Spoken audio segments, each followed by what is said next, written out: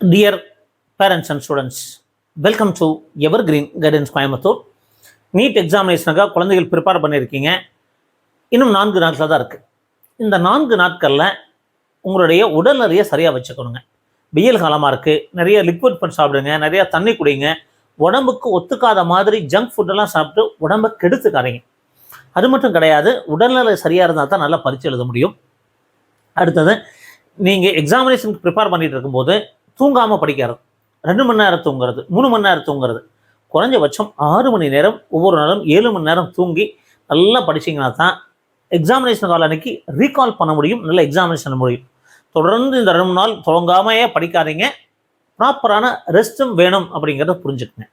இப்போ admit card download பண்ணியிருப்பீங்க, ப்ராப்பரான இடத்துல ஃபோட்டோ ஓட்டுங்க, போஸ்ட் கார்டு சைஸ் ஃபோட்டோ எங்கே ஓட்டணும், பாஸ்போர்ட் சைஸ் ஃபோட்டோ ஓட்டணும், தம்பு பிரச்சனை வைக்கணும், இந்த வேலையெல்லாம் முடிச்சு வச்சுறீங்க. எக்ஸாமினேஷனுக்கு நீங்கள் போகும்போது உங்களுக்கு எக்ஸாமினேஷன் காலில் கொஸ்டின் பேப்பர் புக்கில் கொடுப்பாங்க. அடுத்தது ஓஎம்ஆர் சீட் கொடுப்பாங்க. இந்த ஓஎம்ஆர் சீட்டை கரெக்டாக ஃபில் பண்ணணுங்க. நிறைய ஸ்டூடெண்ட்ஸ் நல்லா படிச்சிருப்பாங்க, நல்ல மார்க் வாங்க சுச்சுவேஷனில் இருந்தாலும் இந்த ஓஎம்ஆர் சீட்டில் சேட் பண்ணுறதுல மிஸ்டேக் பண்ணி நிறைய மன உளைச்சல் ஏற்பட்டிருக்காங்க. அது நம்ம ரிசல்ட் வர வரைக்கும் பயந்துட்டே இருப்பாங்க. அப்புறம் எனக்கு ஒரு கொஸ்டின் இதனால் தவறாகி போச்சுன்னு ஃபீல் பண்ணுவீங்க, இதனால் கல்லூரி கிடைக்காம போயிடுச்சுன்னு ஃபீல் பண்ணுவோம். அப்போ இந்த ஓஎம்ஆர் சீட் ஃபில் பண்ணுறதை கண்டிப்பாக கரெக்டாக பண்ணுங்கள். ஸோ இந்த மாதிரி நிறைய வீடியோக்கள் பதிவு பண்ணுறோம், மறக்காமல் லைக் பண்ணி ஷேர் பண்ணுங்கள், எங்கள் சேனல் பிடிச்சதை சப்ஸ்கிரைப் பண்ணுங்கள். அது மட்டும் கிடையாதுங்க, MBBS BDS counselling process, admission ப்ராசஸில் அப்ளிகேஷன் போடுறதுலேருந்து அப்ளிகேஷன் அது கவுன்சிலிங் முடிய வரைக்கும் உங்களுக்கு அட்மிஷன் முடிஞ்சு செக்யூரிட்டி டெபாசிட் ரீஃபண்ட் வரைக்கும் நாங்கள் கைடன்ஸ் கொடுப்போம். தேவைப்படுறவங்க யூஸ் பண்ணிக்கலாம். 3 மோட் ஆஃப் கைடன்ஸ் ப்ராசஸ் இருக்குது. உங்களுக்கு எந்த மோடு வேணுமோ அதை கான்டாக்ட் பண்ணி கேளுங்க. தாராளமாக கைடன்ஸ் விருப்பப்பட்டால் நீங்கள் எடுத்துக்கலாம். இந்த ஓஎம்ஆர் சீட்டில் நீங்கள் இது வரைக்கும் அட்மிட் கார்டில் பார்த்தீங்கன்னா உங்களுக்கு இது வரைக்கும் அப்ளிகேஷன் நம்பர் பார்த்துருப்பீங்க, அட்மிட் கார்டில் தான் ரோல் நம்பர் பார்த்துருப்பீங்க. இந்த ரோல் நம்பர் தான் ரொம்ப முக்கியம். இப்போ இந்த ஓஎம்ஆர் சீட்டில் நீங்கள் ரோல் நம்பர் ஃபில் பண்ணணும். ஸோ இந்த ரோல் நம்பர் ஃபில் பண்ணும்போது தவறே பண்ணிடக்கூடாதுங்க. ஃபார் எக்ஸாம்பிள் 2604117727 அப்படிங்கிற இதுக்கப்புறம் 2 டிஜிட் இருக்குது சாம்பிள் ஓஎம்ஆர். இப்போ இதில் பாருங்க, 2ங்கிற இடத்துல கரெக்டாக 2 ஷேட் பண்ணியிருக்கானுங்களா, 2 ஷேட் பண்ணியிருக்கேன். அதே மாதிரி 6 போட்டோன்னா 6 கரெக்டாக ஷேட் பண்ணணும். யூஸ்வலாக நம்ம 0 1 2 3ன்னு வருங்க, நம்பர் 0. இங்கே 0க்கு வர இங்கே என்ன பண்ணியிருக்கேன், 1ல் சேவ் பண்ணி வச்சுருக்கேன். அப்போது 0 அப்படின்னா கரெக்டாக 0வை பார்த்து ஷேட் பண்ணணும், இந்த லைனில் பார்த்து ஷேட் பண்ணணும். ஸோ இப்போ ஒன்ஸ் பண்ணிட்டோம்னா அப்போ மன உளைச்சல் ஆகிடும். அப்போது நீங்கள் பொறுமையாக நீங்கள் ரோல் நம்பர் எழுதுங்க, ஒவ்வொரு காலமாக கரெக்டாக பார்த்து ஷேட் பண்ணுங்க. இது ரொம்ப ரொம்ப முக்கியம். அடுத்தது பார்த்தீங்கன்னா டெஸ்ட் புக்லெட் நம்பர் இருக்கும். இந்த டெஸ்ட் புக்லெட் நம்பரும் அதே மாதிரி தான், ஒவ்வொரு கரெக்டாக எழுதிட்டு அதை கரெக்டாக ஷேட் பண்ணுங்கள். டெஸ்ட் புக்கில் கோடு கொடுத்துருப்பாங்க. இந்த கோடு அப்படிங்கிறத ஒவ்வொரு கோடு வருங்க, ஆர்ஆர்னு வரும், ஒய்ஒய்னு வரும், அது பிக்யூஆர், இந்த மாதிரி ஒவ்வொரு வருஷம் மாறும். ஸோ இந்த கோடையும் நீங்கள் செட் பண்ணணும். அப்போது டெஸ்ட் புக்லெட் நம்பர் செட் பண்ணணும், டெஸ்ட் புக்லெட் கோடு செட் பண்ணணும். அது உங்களோட ரோல் நம்பர் கரெக்டாக எழுதி கரெக்டாக செட், இந்த மாதிரி 1 அப்படின்னா 1ல் கரெக்டாக செட் பண்ணுங்க, 2னா 2ல் செட் பண்ணணும். ஸோ இது ரொம்ப முக்கியம். அடுத்தது இந்த ரெஸ்பான்ஸ் ஆன்சர் செட் பண்ணும்போது பார்த்தீங்கன்னா ஃபர்ஸ்ட் கொஸ்டினுக்கு 3 இந்த மாதிரி கரெக்டாக நீங்கள் செட் பண்ணிங்கன்னா உங்களுக்கு எந்த பிரச்சனையும் வராது. ஏன்னா கம்ப்யூட்டர் பேஸ்டு ஸ்கேனிங் அப்படிங்கிறதுனால நீங்கள் தெளிவாக பண்ணணும். இப்போது 4வது கொஸ்டினுக்கு பாருங்கள், நான் என்ன பண்ணியிருக்கேன், கொஞ்சமாக டாட் வச்சுருக்கேன். ஸோ இந்த மாதிரி பண்ணிங்கன்னா அது தவறு எடுத்துக்காது. அப்போ நீங்கள் ஃபுல் ஷேட் கரெக்டாக ரவுண்ட் பண்ணி பண்ணணும். இப்போ 7வது கொஸ்டினுக்கு ஃபஸ்ட்டு ஒரு சின்ன டாட் வச்சுருக்கேன், அதுக்கப்புறம் ஐயோ தவறாக போயிடுச்சு அப்படின்னு இந்த இடத்துல ஷேட் பண்ணுறேன். இப்படி பண்ணாலும் எடுத்துக்காது. அப்போது இது தவறான ஒரு ஷேடிங். இப்போது 10வது கொஸ்டினுக்கு பாருங்கள், ஆன்சர் 3ங்கிறது அவுட்டரில் மட்டும் செட் பண்ணியிருக்கேன், இங்கே இன்னரில் மட்டும் கொஞ்சமாக செட் பண்ணேன், இங்கே அவுட்டரில் மட்டும் செட் பண்ணேன், இதுவும் தவறு. அப்போது 50th கொஸ்டினுக்கு பாருங்கள், கரெக்டாக ஃபுல்லாக செட் பண்ணியிருக்கேன், இது சரியானது. இப்போ நான் 54வது கொஸ்டின்ஸ்க்கு பாருங்கள், 2 ஆன்சர் செட் பண்ணியிருக்கேன் ஃபுல்லாகவே.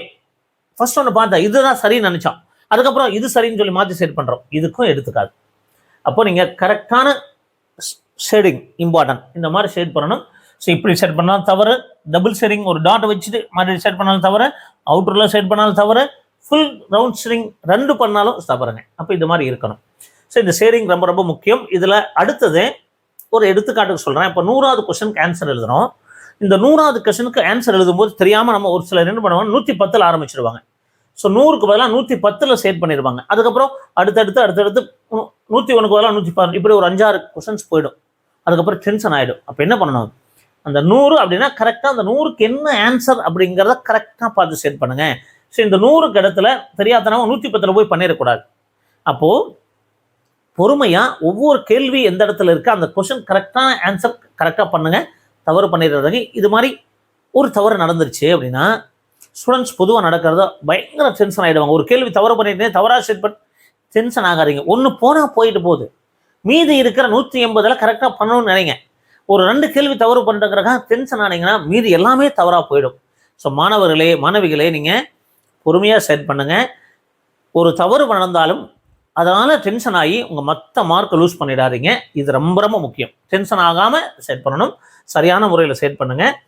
அடுத்தது பார்த்தீங்கன்னா candidate left hand thumb impression. இந்த தம்ப் இம்ப்ரெஷன் இங்கே வைக்கணும். ஸோ அதுவும் ரொம்ப முக்கியம். இன்னொன்று பாருங்கள், டிக்ளரேஷன் கொடுத்து signature with time, running hand ரைட்டிங்னு கேட்பாங்க. ரன்னிங் ஹேண்ட் ரைட்டிங் கையெழுத்து இருக்கணும், டைம் போடணும். பட் இந்த மாதிரி கேபிட்டல் லெட்டரில் எழுதக்கூடாது, தவறு. என்னோட பேர் கேபிட்டல் லெட்டரில் இருக்க மிஸ்டேக்குங்க. ரன்னிங் ஹேண்ட் ரைட்டிங்கில் இருக்கணும். அடுத்தது கேண்டிடேட் நேம், இது சிக்னேச்சர். இந்த நேமு கூட பார்த்தீங்கன்னா ரன்னிங் ஹேண்ட் ரைட்டிங், அப்போ ஸ்மால் லெட்டரில் எழுதணும். இதில் கேபிட்டல் லெட்டர் எழுதக்கூடாது. இந்த மாதிரி எழுதினா தான் கரெக்ட். இப்போ mothers name, so mothers name பாருங்கள், லக்ஷ்மி அப்படிங்கிறத கேபிட்டல் லெட்டர் எழுதியிருக்கு, இது தவறு, இப்படி எழுதக்கூடாது. அப்பா பேர் பெரியசாமி, பெரியசாமிங்கிறத ரன்னிங் ஹேண்ட் ரைட்டில் எழுதிருக்கு, இதுதான் சரியான மெத்தட். அப்போது அப்பா பேர், அம்மா பேர், உங்கள் பேர் எல்லாமே ரன்னிங் ஹேண்ட் ரைட்டிங்கில் இருக்கணும். அதே நேரத்தில் சிக்னேச்சர் அப்படிங்கிறது ரன்னிங் ஹேண்ட் ரைட்டில் இருக்கணும். கேபிட்டல் லெட்டரில் எழுதி வைக்காதீங்க அப்படிங்கிறது அன்பான வேண்டுகோள். அடுத்து signature of the individual 2 time பண்ணணுங்க. அது டைம் 1 டைம் 2. அப்போ அந்த டைமும் மென்ஷன் பண்ணணும். அதை அவங்க மென்ஷன் பண்ணுவாங்க. பட் நீங்கள் 2 இடத்துல இந்த இண்டிவிஜுவல் லெட்டர் கையெழுத்து வாங்கும்போது கொஞ்சம் டென்ஷன் ஆகிடுவாங்க. ஏன்னா நிறைய டைம் வேஸ்ட் ஆகுதுன்னு டென்ஷன் பண்ணி விட்டுருவாங்க. அதையெல்லாம் பொருட்படுத்தாதீங்க. நீங்கள் நல்லா ப்ரிப்பேர் பண்ணிப்பீங்க, நல்லா பொறுமையாக எழுதுங்க. அப்போது இந்த சைன் பண்ணுறது, நேம் எழுதுறது, அப்பா அம்மா பேர் எழுதுறது எல்லாமே பொறுமையாக பண்ணுங்கள். இந்த இன்ஸ்ட்ரக்ஷன்ஸ் நிறைய பேர் ஹெல்ப்ஃபுல்லாக இருக்கும்னு நினைக்கிறேன். உங்களுடைய டெஸ்ட் புக்கில் கோட் எழுதணும், அதே மாதிரி புக்கில் நம்பர் எழுதணும், ஷேட் பண்ணுறதுல கரெக்டாக இருக்கும். இந்த மாதிரி தவறு பண்ணாதீங்க. ஸோ டபுள் ஷேடிங் பண்ணாதீங்க, பாதி ஷேட் பண்ணாதீங்க. ஸோ இந்த பாதி ஷேட் பண்ணாலோ, டபுள் ஷேட் பண்ணாலோ, அவுட்டர் ஷேட் பண்ணாலோ, இன்னர் ஷேட் பண்ணாலோ எடுத்துக்காது. கரெக்டாக ஃபுல் ரவுண்டு நீங்கள் ஷேட் பண்ணால் மட்டும்தான் ஆன்சர் உங்களுக்கு ஸ்கேன் ஆகும். அப்படிங்கிறதுனால இந்த ஒஎம்ஆர் ஷீட் ஃபில் பண்ணும்போது தவறு பண்ணக்கூடாது. நிறைய ஸ்டூடெண்ட்ஸ் மிஸ்டேக் பண்ணுறதே இந்த ரோல் நம்பர் ஃபில் பண்ணுறதுல, ஷேட் பண்ணுறதுல பண்ணுவாங்க. உங்களுடைய ஆன்சர், உங்களுடைய OMR வேற ஒரு ஆளுக்கு போய் விழுந்துற மாதிரி ஆகிடுங்க. ஸோ அதனால் இது ரொம்ப ரொம்ப முக்கியமான இன்ஸ்ட்ரக்ஷன்ஸ். இந்த வீடியோவை கண்டிப்பாக பெற்றோர்களும் குழந்தைகளும் நிறைய பேருக்கு ஷேர் பண்ணுங்கள். எங்கள் வீடியோஸ் பிடிச்சதை லைக் பண்ணுங்கள், எங்கள் சேனல் பிடிச்சதை சப்ஸ்கிரைப் பண்ணுங்கள். மீண்டும் ஒரு நல்ல பதிவுடன் உங்களை சந்திக்கின்றேன்.